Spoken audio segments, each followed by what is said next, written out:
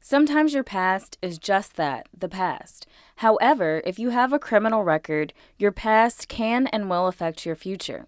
Here's a glimpse into how employers analyze criminal records and what you can do to clean yours up.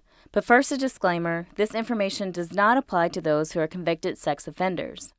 Employee fraud, theft, and workplace violence are an employer's worst nightmare. More importantly, an employer does not want to be guilty of negligent hiring. That is why criminal background checks are used to screen potential employees.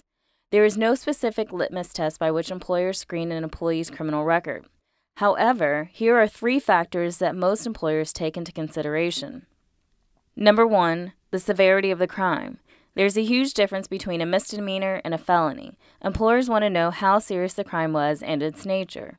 Number 2, is there a substantial relationship between the crime and the job? For instance, if you were convicted of tax evasion or money laundering, it may be hard to get a job as an accountant.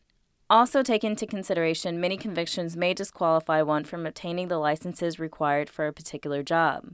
Lastly, was the employee convicted of a crime or simply accused? This consideration is important because not all arrests lead to a conviction. However, when the police take one into custody, they record the nature of the arrest, the charge, and additional information. In layman's terms, they start a rap sheet. If any of these criteria apply to you, you may want to consider an expungement. But before you take the plunge, pull your own criminal records and apply the 3 criteria mentioned earlier. The best place to easily access your criminal records is through IntegraScan.com. Log on, enter your information, and access your local, state, and federal criminal records.